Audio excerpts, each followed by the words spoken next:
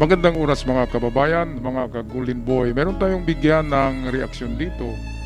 Ito yung bahayag ni Nikita Kapor ng Daily Jagran na mayroong napakaraming trupa na kinuha si Trump doon sa Europe at ilipat dito sa Hormuz. Ibig sabihin yan dahil meron na ngang dating 3 aircraft carrier na nariyan sa Hormuz nung nakaraang linggo. Plus nadagdagan pa ngayon ng another 15,000 troops na galing daw yan ng Germany, ng Europa. At ito'y napakarami na talaga na military assets. Sabi nga ni Nikita Kapor, in biblical scale, all in, napakarami, all in talaga. Parang kumuha ka ng kutsi sa sa Toyota, di ba? All in. Lahat ay pinadala na ni Donald Trump dyan sa Iran, sa Hormuz, para makita ng Iran na talagang hindi nagbibiro ang Amerika. Kaya kung makuha sa magandang usapan, ay tatanggapin naman ni Donald Trump ang magagandang kondisyon na naka-align din sa kondisyon ng Amerika. Kaya ito na yung tinatawag na Operation Freedom Operation Freedom ito, parang pangalawang gera ito. Yung una ay Operation Epic Fury. Epic Fury yung tawag nung una, kung saan namatay doon ang Supreme Leader ng Ayatollah, si Ali Khamenei. Ngayon naman, ang tawag dito sa pag-atake na ito, kung atake man ito, kung ano ito, na klaseng movement, ay Operation Freedom. Ibig sabihin yan ay meron ng ililigtas o bibigyan ng freedom dyan sa rehiyon na yan ng Hormuz at lahat na ng Iran. Okay, so ito na ang balita, courtesy sa atin ng video ng Daily Jagran, Nikita Kapor. US President, for over 2 months, it has become a war zone, and now the United States of America is going all in. US President Donald Trump has launched Project Freedom, a massive American military operation to break open the Strait of Hormuz and free hundreds of ships that have been trapped there since the US-Iran-Israel Ayun, so war began. tinatawag pala itong Project Freedom. Parang Project Freedom, no? Kasi pala mayroong mga na-trap, sabi ko nga ba noon na mayroong na-trap na mga cargo vessels o oil tankers dyan sa loob ng Hormuz at hindi makakalabas dahil nga nandyan din ang Amerika, at importante yung papasok na bibili ng langis galing dyan sa Middle East. Ang purpose daw nito na Operation Freedom or Project Freedom ay i-escort daw ang Amerika, kaya kailangan nila ng maraming battleships na i-escort sa bawat mga tanker, kasi ang mga oil tanker na yan ay kasing laki din yan ng mga aircraft carrier, napakalaki niyan, parang 3 basketball court yan ang mga tanker na yan. Kaya nasaan na ang NATO, di ba? Amerika lang ang i-escort? Amerika lang ba ang i-escort ng mga vessels dyan sa Hormuz na natrap? Hindi naman pagmamayari ng Amerika yan. Kaya sobrang-sobra na ang tulong talaga ng Amerika para sa sanlibutan sa buong mundo. Dahil kung halimbawa Pilipinas, meron tayong oil tanker diyan, ay pwedeng i-escortan tayo papasok at palabas ng Hormuz para makabili ng oil, ng langis. Kaya yung mga nagsasabi ng masama kay Donald Trump doon mismo sa Amerika, yung mga Democrats yung mga Democrats na parang utak din ng mga di ba? Mga talangka, at yung mga Democrats iba't ibang mga kulay, mayroong mga Indian, mayroong taga Somalia. Yung taga Somalia parang akala niya na totoong Amerikano siya yung Somalian na yun ay parang refugee lang diyan.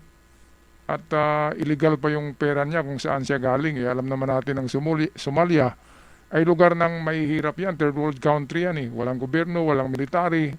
Lahat doon ay illegal, di ba? Nandun yung mga pirates Sa Somalia na ang dami-dami. Tapos nagiging congresswoman sa Amerika, yung Ilhan ang pangalan na taga Somalia na inano ngayon ni Trump. Binara ni Trump. Sobrang paninira kay Trump. Anyway, so ito na atin ang balikan ang balita galing kay Nikita Kapoor. And he has made one thing crystal clear. Anyone who gets in the way will be Ayun. dealt with forcefully. This is not a small operation, viewers. This is a show course on Ito ang biblical maganda skills. kasi halimbawa, nandyan ang IRGC Navy, yung kanilang mga speedboats, haharang at haharasin. Hindi na nila magawa yun kasi naka-escort ng Amerika eh. Naka-escort ng US Navy, mga kababayan. Kaya delikado na kapag harang ang Iran dyan ay will be dealt forcefully. Ibig sabihin yan, alam na natin, titirahin talaga ng warships ng Amerika. Kaya ito na sana ang pagkakataon ng NATO na ipapakita nila ang kanilang concern sa nangyayari dito sa Hormuz. Hindi lang naman para sa Amerika to. Kaya lang ay si Trump ay talagang sugo yan ng sugo yan ng Diyos. Isang archangel si Donald Trump. Grabe, problema ng buong mundo ay siya yung sumasalag eh. Siya yung sumasalag kahit na problema ng Pilipinas sa WPS. Donald Trump pa rin ang talaga harap-harapan kay Xi Jinping para sa atin yan at para dyan sa Hormuz sa buong mundo. Okay, balik tayo kay Nikita. CENTCOM says the mission will include guided missile destroyers, more than 100 land and sea-based aircraft, multi-domain unmanned platforms, and approximately 15,000 US troops, all deployed to restore what Washington Ayan, calls so i-restore ang freedom of of navigation. navigation. Pinakita ni Trump lahat. Diba, nandun na yung unmanned platform. Yan yung mga drones na warfare ng Amerika. At yung mga destroyers, ang dami-dami na binanggit, diba, na mga barko. Kaya ito'y tinawag na Project Freedom on biblical scale, sabi nga ni Nikita Kapoor. In biblical scale, parang Armageddon, no? Kasi kung biblical na nagira ang pag-usapan natin, Armageddon na yun. Yun yung the place for the final battle between the good and the evil. Ibig sabihin, ang huling sagupaan ng masasama at mabubuti dito sa balat ng lupa. Yun yung Armageddon sa Biblia, which is, ito na yata yun. Dahil talagang kasamaan terorista mamamatay tao versus dito sa trupa ng Diyos, ang trupa ni Donald Trump. Isaan pa naman tayo kakampi, di ba? Alangan naman doon tayo kakampi sa nagbibitay ng mga tao katulad ng Pope Leo, di ba, ng Santo Papa. Bakit doon kumakampi sa bumibitay, pumapatay ng dami-dami? Mga kababayan, yun lang pinagtataka ko sa Santo Papa na yun Project Freedom, ito'y pangalawa na movement ng Amerika. Una yung Epic Fury. Napansin ko kapag nagbigay ang Amerika ng titulo ng kanilang gera ay Epic Fury. Talagang may sasabog, di ba? And then Project Freedom ay talagang meron na naman tong sasabog to. Medyo malaki kasi ang dami-daming asset na pinadala Kinuha pa nga yung puwersa doon sa Germany, di ba? Kinuha sa Germany. Sabi ni Trump, "Hoy, ikaw Germany." Kasi ang Germany parang gustong tutulong sa Amerika. Pero pinigilan ng Kongreso ng Germany. Kaya sabi ni Trump kay Chancellor Lars, yung Chancellor ng Germany, na ipakita mo kung tutulong ka o hindi. Pero ayon sa balita, ang trupa ni Trump nandyan sa 15,000. 5,000 yung unang kinuha ni Trump. Nag-withdraw na sa Germany at ipapadala sa Hormuz. Yan ay augmentation force, augmentation, pagpapalagi ng pwersa na nariyan sa Hormuz habang meron ng dating 50,000 troops. 50,000 troops, lulan yan ng tatlong aircraft carrier na nariyan na ngayon sa Hormuz. Plus another 5,000, nasa 55,000 mahigit ang trupa na nariyan sa Hormuz. Ready to go. Sabi nga ni Pete Hegseth, lock and loaded. By the way, si Pete Hegseth ngayon ay ginigisa sa Kongreso sa Amerika. Pero isa lang ang sagot ni Pete Hegseth eh. Merong nagigisa sa kanya na isang Indiano. Ang Amerikano na ngayon ang ginigisa ng Indiano, no? Ibig sabihin, yung mga taong mga ano lang dyan, mga sampa lang sa Amerika, hindi mga tunay na Amerikano. Siya na ngayon naggisa sa mga totoong Amerikano. Mga kababayan, sila na yung ginigisa na nila yung totoong all-American. Donald Trump, ang nagigisa ay galing ng Somalia. Di ba? Yung ano pala niya sa Somalia, illegal pala yung kita niya doon, kaya nagiging milyonarya. Yun yung Ilhan na congresswoman na maitim, Somalian nga eh. At isa doon, isang Indiano rin na na congressman na ginigisa si Pete Hegseth.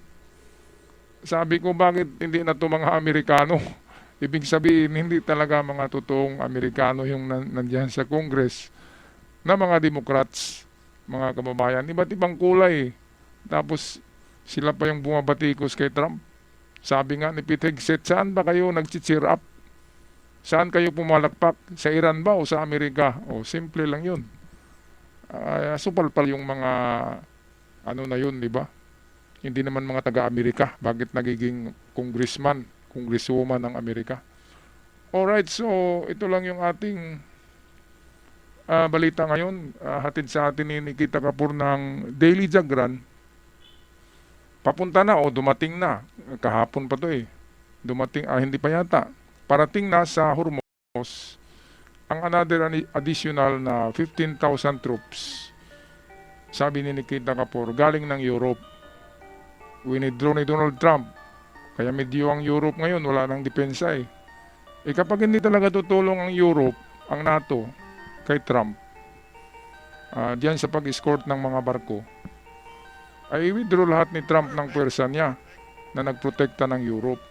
Kaya kawawa yung Europe kay Putin. Kawawa yan. Kapag aatake doon si Putin, wala nang Amerika, wala nang makabagong armas, walang mga veterano sa giyera, kawawang Europe dahil sa karuwagan nila ay titiwalag si Donald Trump. Kaya nga si Prince Charles, di ba? King Charles pala, ay dumalaw kay Trump last week dahil gusto ni King Charles na hindi maghiwalay ang relasyon ng Great Britain at ng Amerika. Kasi lumamig na eh. Dahil yan kay yung leader ng UK, di ba, ng Great Britain, yung Prime Minister, yung Bading, di ba? Nakalimutan ko tuloy ang pangalan ng Bading na yun. Kaya ang hari mismo ng Britanya, ng Inglaterra, ang dumalaw kay Trump para siguraduhin na ang kanilang alyansa hindi nagbabago.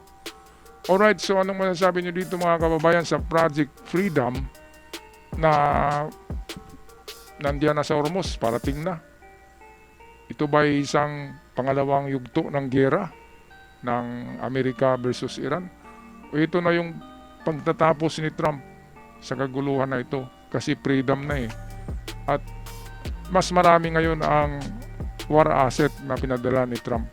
Pag-comment na lang sa ating comment section. Ako magpapaalam na. Maraming salamat sa lahat. At sa mga bago pa lamang sa channel na nag-subscribe, yun ay malaking tulong. Maraming salamat.